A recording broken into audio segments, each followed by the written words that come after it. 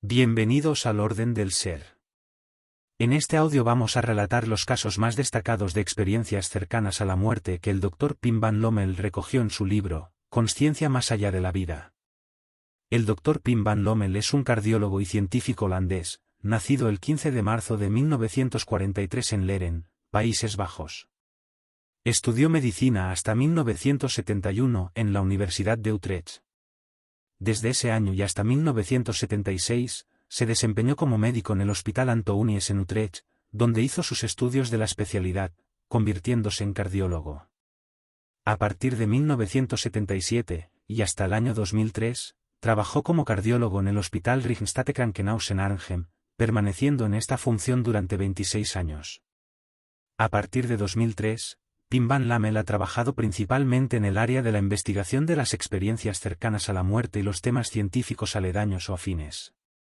Es conocido por su trabajo científico sobre las experiencias cercanas a la muerte y la conciencia, incluyendo el famoso estudio prospectivo publicado en la revista médica, The Lancet. Es también autor del exitoso libro que da nombre a este audio, Consciencia más allá de la vida, de 2012, que comienza así: nos encontramos en 1969. En la unidad coronaria se dispara la alarma de forma repentina. El monitor indica que el electrocardiograma de un paciente con un infarto de miocardio está plano. El hombre ha sufrido una parada cardíaca. Dos enfermeras se apresuran hacia el paciente, que no reacciona, y rápidamente corren las cortinas en torno a su cama. Una de las enfermeras comienza a aplicarle la reanimación cardiopulmonar, mientras la otra le coloca una mascarilla sobre la boca para administrarle oxígeno. Una tercera enfermera irrumpe a la carrera con el carro de reanimación que contiene el desfibrilador. El desfibrilador está cargado, las paletas, cubiertas de gel, el pecho del paciente, desnudo. El personal médico se aparta de la cama y se desfibrila al paciente, que recibe una descarga eléctrica en el pecho. No surte efecto alguno. Se reanudan el masaje cardíaco y la respiración artificial, y tras consultarlo con el médico, se le inyecta medicación adicional en el goteo intravenoso. Se desfibrila entonces al paciente por segunda vez. En esta ocasión se logra restablecer su ritmo cardíaco, y tras un periodo de inconsciencia que se alarga unos 4 minutos, el paciente vuelve en sí, para gran alivio del personal de enfermería y del médico responsable. El médico responsable era yo. Había comenzado mi residencia en cardiología aquel mismo año. Después de la exitosa resucitación, todo el mundo estaba encantado, todo el mundo excepto el paciente. Había sido reanimado con éxito, pero, para sorpresa de todos, estaba sumamente decepcionado. Hablaba de un túnel, de colores, de luz, de un hermoso paisaje y de música. Estaba muy emocionado. El término experiencia cercana a la muerte, ECM, no existía todavía, y yo jamás había tenido noticia alguna de personas que recordaran el periodo de su paro cardíaco. Mientras estudiaba la carrera me habían enseñado que ese tipo de cosas eran, de hecho, imposibles. Estar inconsciente equivale a no tener conciencia, etc. Y lo mismo se aplica a las personas que sufren una parada cardiorrespiratoria, o a los pacientes en coma. En un trance semejante es sencillamente imposible estar consciente, o tener recuerdos, puesto que se ha interrumpido cualquier función cerebral. En el caso de un paro cardíaco, el paciente está inconsciente, no respira y no tiene ni pulso palpable ni presión sanguínea. En 1986, comencé a preguntar sistemáticamente a todos los pacientes de mi ambulatorio, que habían sido sometidos a reanimación, si conservaban algún recuerdo del periodo de su paro cardíaco. Me quedé más que sorprendido al oír, en el espacio de 2 años, 12 relatos de experiencias cercanas a la muerte similares, entre poco más de 50 supervivientes de paradas cardíacas. Fin de cita. A continuación relatamos una selección de casos concretos de su libro. Caso 1. El relato de una experiencia extracorpórea tal y como me la contó una enfermera de la unidad coronaria. La narración, tomada de un artículo nuestro en la revista médica, The Lancet, fue verificada por nosotros mismos, que pedimos a la enfermera que la escribiera tan objetivamente como le fuera posible. Durante el cambio del turno de noche, los sanitarios de la ambulancia trajeron a un hombre de 44 años cianótico y comatoso. Lo habían encontrado, como 1 hora antes, en un parque público unos viandantes, que habían iniciado el masaje cardíaco. Tras ser ingresado en la unidad coronaria, se le aplica la respiración artificial con un balón y una máscara, así como masaje cardíaco y desfibrilación. Al intentar cambiar el método de ventilación asistida, cuando me disponía a intubar al paciente, este resulta tener dentadura postiza. Antes de proceder a intubarlo, retiro la pieza superior de la dentadura y la dejo en el carrito de emergencias. Entretanto continuamos con la reanimación intensiva.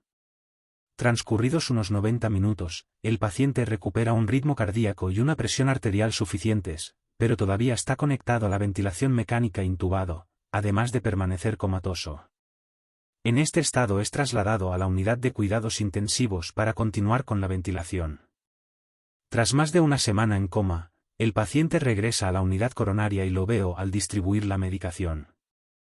En cuanto me ve, me dice, sí, pero usted sabe dónde está mi dentadura. Me quedo anonadada. Entonces añade, sí, usted estaba allí cuando me trajeron al hospital. Me sacó la dentadura de la boca y la dejó en el carrito, el que tenía todos esos botes encima y el cajón debajo. Y usted colocó allí mis dientes. Estaba estupefacta a más no poder porque recordaba que aquello había ocurrido cuando el hombre estaba en un coma profundo, mientras era sometido a la resucitación. Al indagar más en el asunto, resultó que el paciente se había visto a sí mismo tendido en la cama y que había contemplado desde arriba cómo el personal de enfermería y los doctores estaban atareados con la reanimación cardiorrespiratoria. También fue capaz de hacer una descripción minuciosa y precisa del cuarto en el que había sido resucitado, y de la apariencia de los presentes.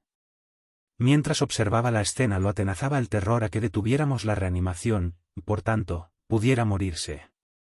Y es cierto que éramos extremadamente pesimistas acerca de la evolución del paciente, debido al penoso estado en que se encontraba cuando lo ingresaron. El paciente me cuenta que hizo desesperados pero infructuosos intentos de comunicarnos que aún estaba vivo y que debíamos continuar con la resucitación. Está profundamente impresionado por su experiencia, pero dice que ya no teme a la muerte. Fin de cita. Caso 2. El siguiente es el testimonio de Vicky, una persona invidente de nacimiento.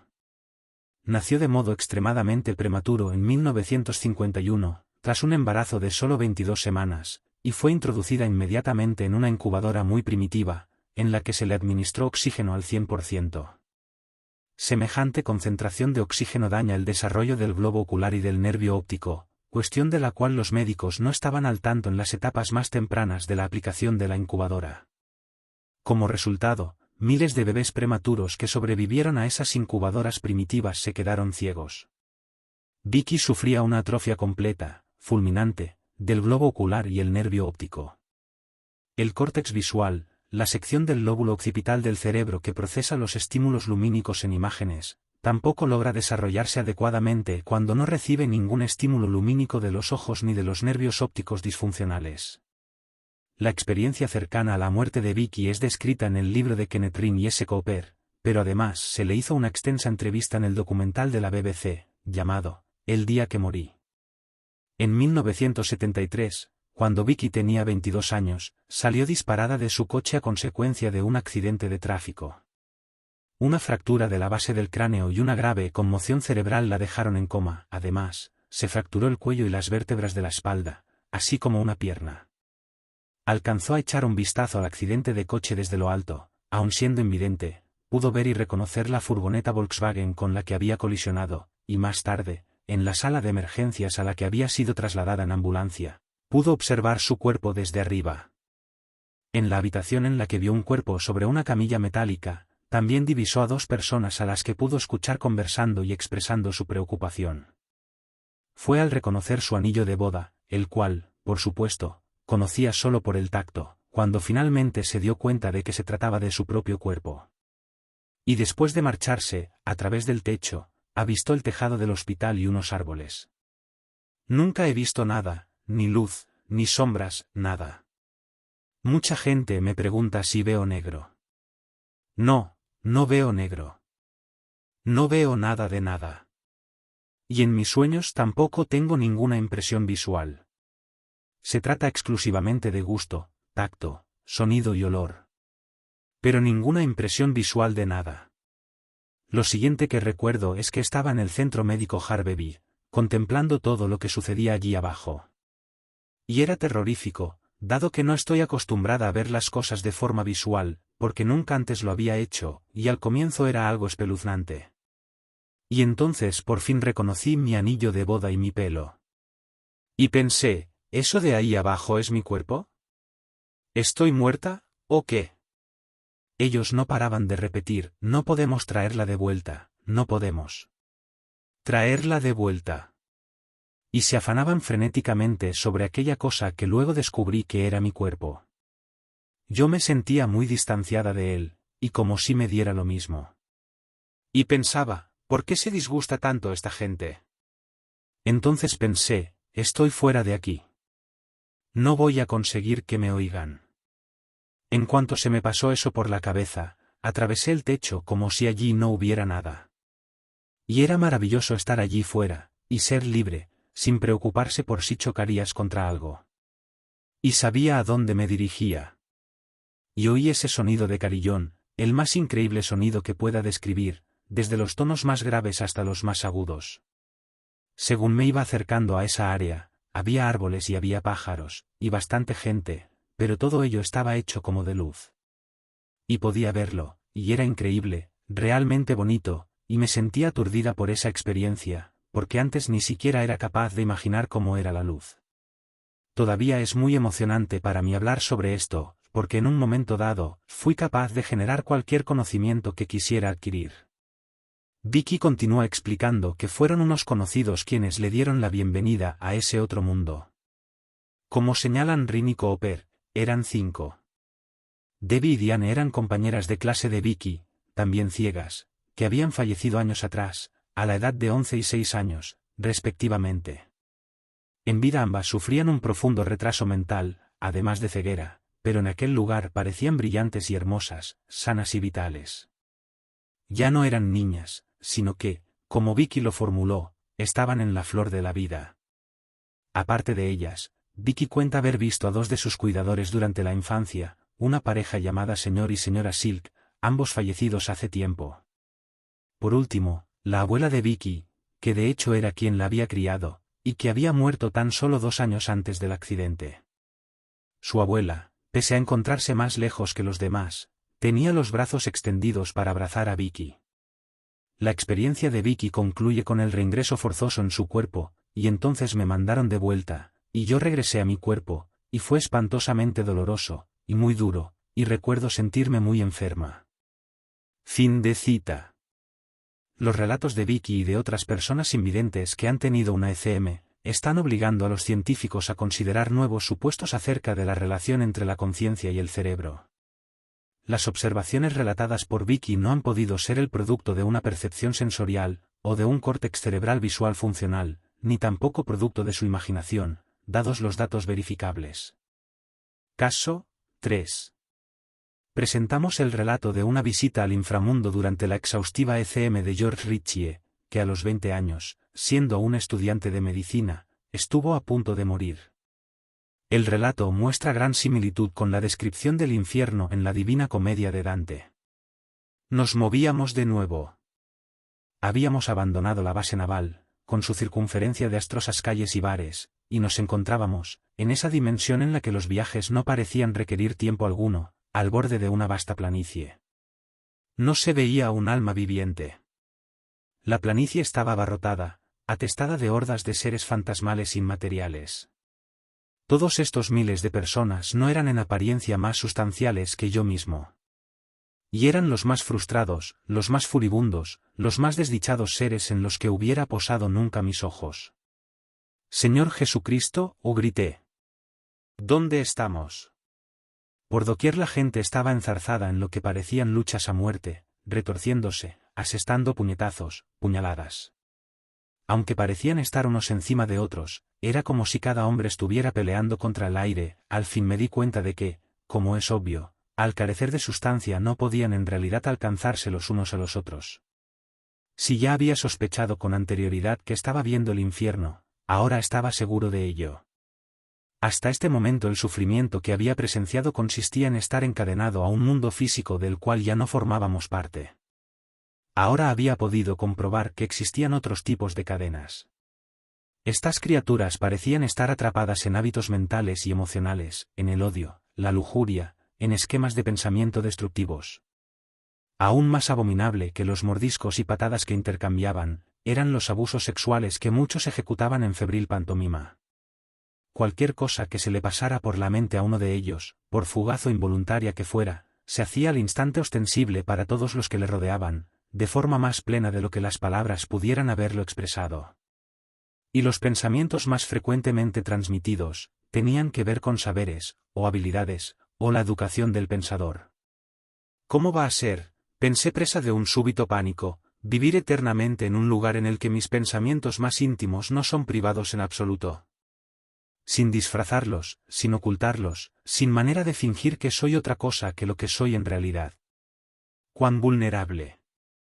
Tal vez en el transcurso de eones, o de segundos, cada una de estas criaturas ha buscado la compañía de otras tan llenas de orgullo y odio como ellas mismas, hasta formar juntas esta sociedad de condenados. No lo sabía. Todo lo que podía ver con claridad era que ni uno solo de estos pendencieros seres de la planicie había sido abandonado. Estaban siendo atendidos, vigilados, asistidos. Y un hecho igualmente observable era que ni uno solo de ellos lo sabía. Fin de cita. Caso 4. Cuando tenía 5 años contraje meningitis y entré en coma. Morí, y fui arrastrado hacia un vacío oscuro y seguro, en el que no sentía ni miedo ni dolor. Me sentía como en casa, en aquel lugar.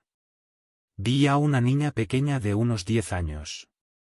Noté que me reconocía. Nos abrazamos y me dijo, «Soy tu hermana. Morí un mes antes de que tú nacieras». Me pusieron el nombre de la abuela.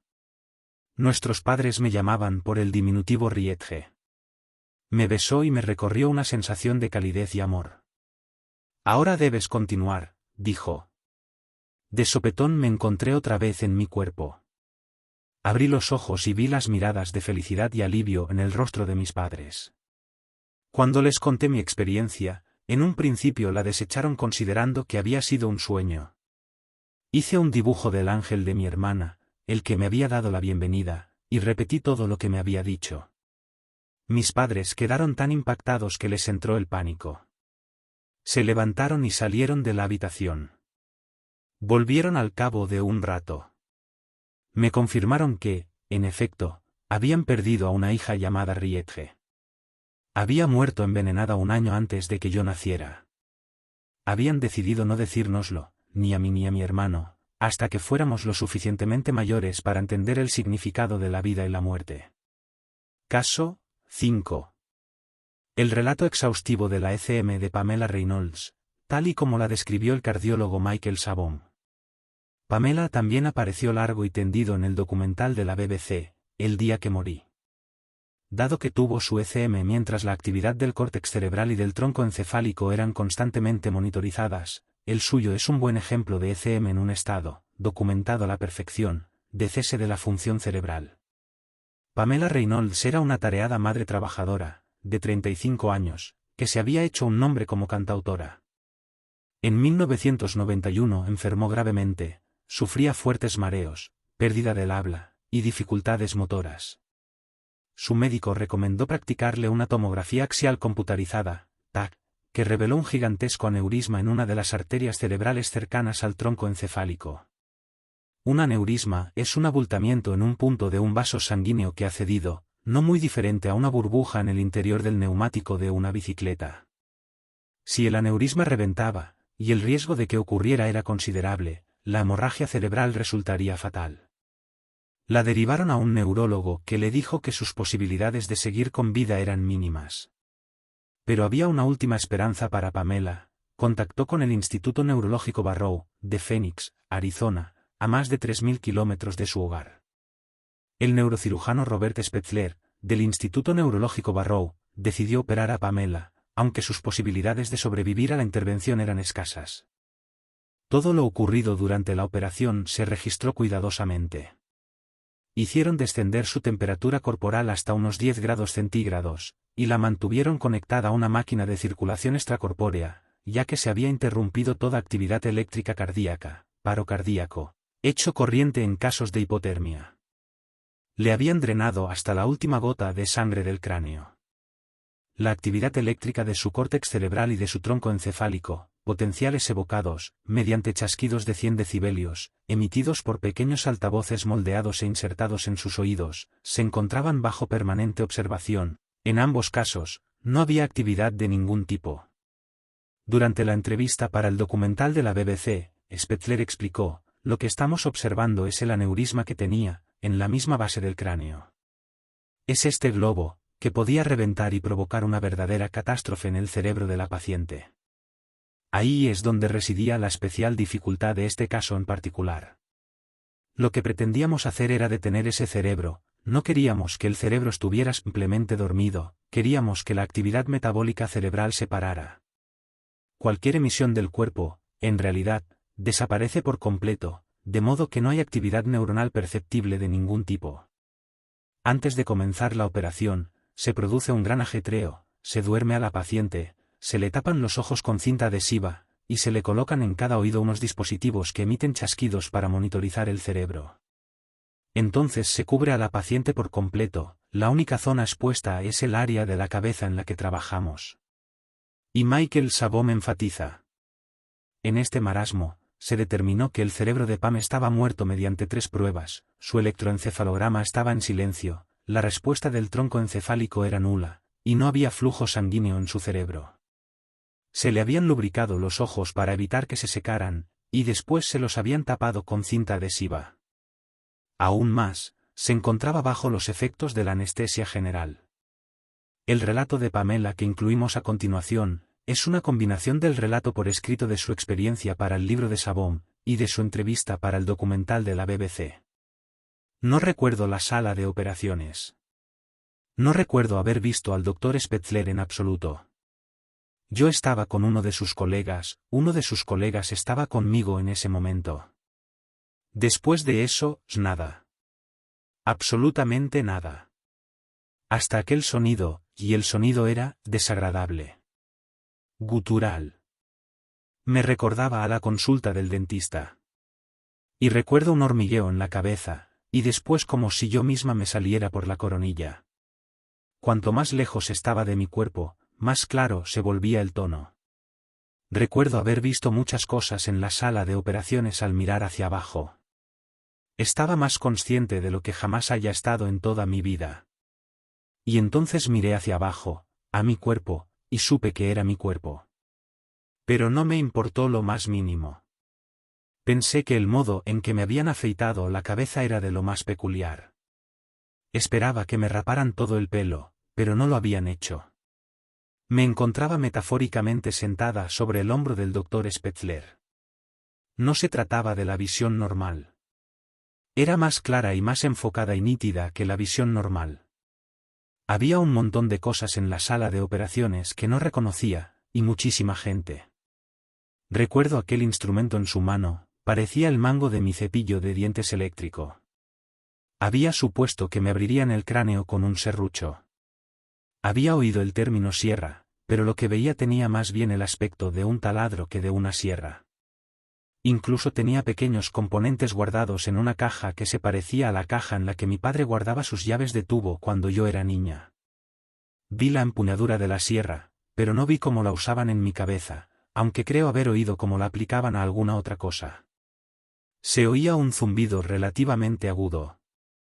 Recuerdo la máquina de circulación extracorpórea. No me gustaba el respirador. Recuerdo un montón de herramientas e instrumental que no reconocí de inmediato. Y recuerdo con total claridad una voz femenina que decía, tenemos un problema. Sus arterias son demasiado pequeñas. Y entonces una voz masculina respondiendo, inténtalo por el otro lado. Parecía venir de algún punto muy por debajo de la mesa. Recuerdo haberme preguntado, ¿pero qué andan haciendo ahí, si esto es cirugía cerebral? Lo que había ocurrido es que habían accedido a la arteria femoral para drenar la sangre, y yo no lo entendía. Sentí una presencia. Eché una ojeada alrededor para localizarla. Y fue entonces cuando vi ese diminuto punto de luz. Y la luz empezó a tirar de mí, pero no contra mi voluntad. Yo iba hacia ella voluntariamente, porque quería. Y tenía la sensación física del lugar hacia donde. Ya sé cómo debe de sonar eso, y sin embargo es cierto. Era una sensación física, algo así como ascender a una colina realmente rápido. Era como el mago de Oz, ser arrastrada en el vórtice de un tornado, solo que sin girar. Como subir en un ascensor a toda velocidad. Era como un túnel, pero no era un túnel. Y yo me dirigía hacia la luz. Al encontrarme más cerca de la luz, empecé a distinguir diferentes figuras, diferentes personas, y oí claramente la voz de mi abuela llamándome. Tiene una voz inconfundible. Pero no oí cómo me llamaba con los oídos. Era una forma de oír más clara que a través de los oídos. Y acto seguido fui hacia ella. La luz era increíblemente brillante, como estar sentado en el centro de una bombilla. Me di cuenta de que, conforme iba distinguiendo distintas figuras en la luz, y todas ellas estaban recubiertas de luz, eran luz, y había luz impregnándolo todo a su alrededor, adquirían una determinada forma para que yo pudiera reconocerlas y entenderlas. Y entender. Y vi a mucha gente conocida, y a mucha gente desconocida, aunque sabía que, de algún modo, estaba conectada a ellas. Y me sentía genial. Todas las personas a las que vi, si me paro a pensarlo, encajaban perfectamente con mi concepto del aspecto que tenía cada una de ellas en la flor de su vida.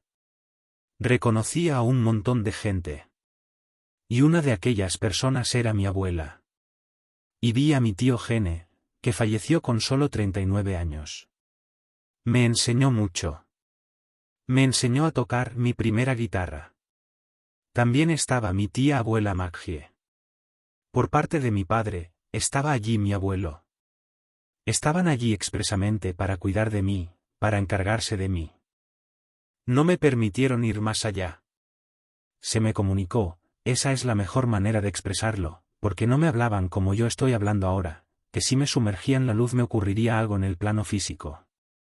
No podrían volver a colocarme en el cuerpo, como si hubiera ido demasiado lejos y no fueran capaces de reconectarme. Así que no me dejaron ir a ninguna parte ni hacer nada de nada. Yo quería penetrar en la luz, pero también regresar. Tenía unos hijos que criar. Era como ver una película de vídeo rebobinada a cámara rápida, captas la idea general, pero las imágenes congeladas no van lo suficientemente despacio para pillar los detalles. De la imagen no me llegaban más que destellos. Pregunté si Dios era la luz, y la respuesta fue, no, Dios no es la luz. La luz es lo que ocurre cuando Dios respira. Y recuerdo claramente haber pensado, estoy en la respiración de Dios. En determinado momento se me recordó que era hora de regresar. Por supuesto, había tomado la decisión de regresar mucho antes de tumbarme en esa mesa de operaciones. Pero, ya sabes, cuanto más tiempo pasaba allí, más me gustaba jajaja. Mi abuela no me condujo de vuelta a través del túnel, ni me mandó volver, ni siquiera me pidió que me fuera. Tan solo me observaba. Yo esperaba ir con ella. Fue mi tío el que me trajo de regreso al cuerpo. Pero cuando llegué al lugar en el que se encontraba el cuerpo y vi el percal, tuve claro que no quería entrar en él, porque parecía lo que era, un cuerpo desprovisto de vida. Creo que estaba tapado. Me asusté, no quería mirarlo. Y sabía que dolería, así que me resistía a entrar. Pero él no paraba de razonar conmigo. Decía, es como bucear en una piscina. No tienes más que tirarte de cabeza. No. ¿Qué pasará con los niños, sabes qué? Los niños estarán bien, jajaja. E insistía, cariño, tienes que irte. No. Me dio un empujón, me echó una mano. Me ha llevado mucho tiempo, pero creo que estoy lista para perdonarlo por eso, jajaja. Y vi cómo el cuerpo saltaba. Y entonces él me empujó, y sentí un escalofrío por dentro. Regresé a mi cuerpo. Era como bucear en un estanque de agua helada. Dolía. Cuando volví, y estaba aún bajo los efectos de la anestesia general en la sala de operaciones, Estaba sonando H Hotel California, y la letra decía: puedes echar un vistazo afuera cuando quieras, pero no podrás marcharte nunca. Le mencioné luego al Dr. Brown que había sido una falta de tacto increíble, y él me respondió que yo necesitaba dormir más, jajaja. Cuando recobré la consciencia, todavía estaba conectada al respirador. Pam concluye su relato diciendo: creo que la muerte es una ilusión. Creo que la muerte es una asquerosa mentira. Sabón comenta acerca de la historia de Pam. Descubrí que lo que vio en su experiencia extracorpórea se correspondía casi exactamente con lo que al parecer ocurrió en realidad. Lo que vio fue la sierra eléctrica para hueso que se utilizó para abrirle el cráneo. En efecto, recuerda a un cepillo eléctrico. Y en aquel momento se produjo la conversación entre los médicos que Pam recuerda haber escuchado con pelos y señales. Estas son las palabras del neurocirujano Spetzler. No creo que las observaciones que hizo se basaran en lo que experimentó al entrar en la sala de operaciones. No pudo acceder a ellas. Por ejemplo, el taladro, todo el instrumental estaba tapado. No estaba a la vista, estaba dentro de paquetes. En realidad, no se empieza a abrir hasta que el paciente está completamente dormido, para mantener un entorno esterilizado. Durante esa fase de la operación, nadie puede ver u oír en esas condiciones. Y me parece inconcebible que los sentidos habituales, como el oído, dejando al margen el hecho de que ella tenía dispositivos de sonido en ambos oídos, que hubiera algún modo de que pudiese oír por vías auditivas normales. No tengo una explicación para esto. No sé cómo es posible que ocurriera, teniendo en cuenta el estado fisiológico en que se encontraba. Al mismo tiempo, he visto tantas cosas que no puedo explicar, que no quiero ser tan arrogante como para decir que es imposible que ocurriera. Fin de cita. Caso 6. Otro ejemplo, este de una experiencia compartida o colectiva, me lo envió un joven desde Hungría. Me gustaría hablarle de mi madre, que sufrió una hemorragia cerebral masiva hace 3 años. Se quedó paralizada y era incapaz de hablar, y murió unos 6 meses más tarde. 3 días después de su funeral, ocurrió lo siguiente. Yo estaba durmiendo cuando, de repente, me despertó una extraña sensación de frío. Estaba durmiendo de mi lado derecho, y al levantarme lo hice por el izquierdo, donde sentí algo. Y, para mi gran sorpresa, vi a mi madre. Estaba vestida de blanco, rodeada por una radiante luz blanca, y sonreía, estaba hermosa. Me tocó en el hombro y me dijo, aunque sin palabras: todo está bien ahora, no tienes que preocuparte por nada. Quise responder, pero por alguna razón volví a quedarme dormido. No me desperté de nuevo hasta la mañana siguiente, y no se habría tratado más que de un extraño sueño si no hubiera sido por lo siguiente. Desde el momento en que me levanté, estuve pensando en lo que había ocurrido aquella noche, y por la tarde fui al cuarto de mi padre para contárselo. Pero, para mi sorpresa, mi padre dijo: nunca adivinarás lo que me ha ocurrido esta noche. Y mi padre dijo: en medio de la noche me despertó un sentimiento de frío, y cuando me di la vuelta y me senté vi a tu madre al otro lado de la cama. Irradiaba luz, estaba vestida de blanco, parecía feliz, me tocó y me dijo que no tenía por qué preocuparme por ella, que ella cuidaría de nosotros. Y después mi padre volvió a dormirse.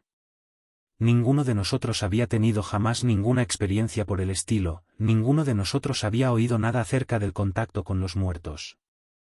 Mi padre es un médico racional y nunca ha vuelto a mencionar el asunto. Yo no he vuelto a soñar con mi madre. Pero estoy convencido de que no fue un sueño.